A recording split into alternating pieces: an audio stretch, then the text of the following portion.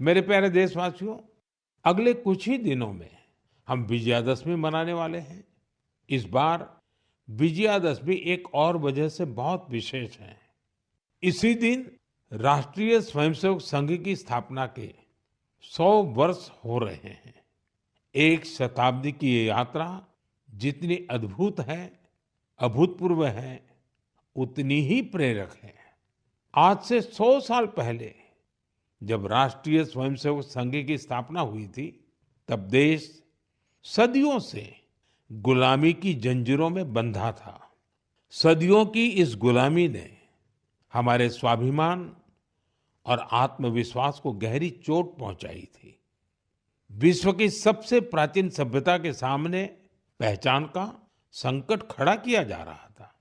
देशवासी हीन भावना का शिकार होने लगे थे। इसलिए देश की आजादी के साथ साथ ये भी महत्वपूर्ण था कि देश वैचारिक गुलामी से भी आजाद हो।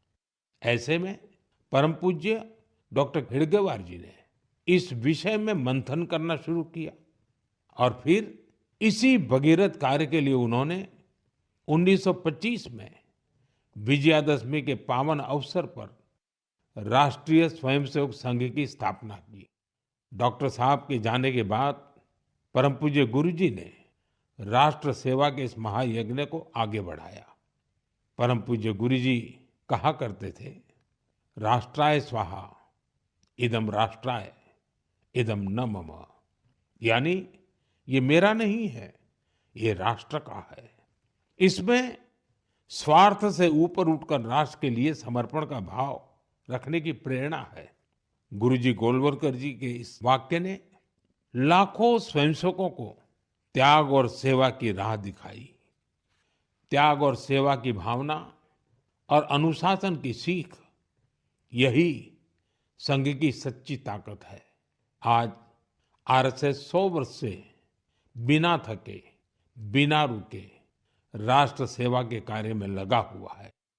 इसलिए हम देखते हैं देश में कहीं भी प्राकृतिक आपदाएं, आरएसएस के स्वयंसेवक सबसे पहले वहां पहुंच जाते हैं। लाखों लाख स्वयंसेवकों के जीवन के हर कर्म, हर प्रयास में राष्ट्र प्रथम, नेशन फर्स्ट की यह भावना हमेशा सर्वोपरि रहती है। मैं राष्ट्र सेवा के महायज्ञ में स्वयं को समर्पित कर रहे प्रत्येक स्वयंसेवक को अपनी शुभकामनाएं अर्पित करता हूं।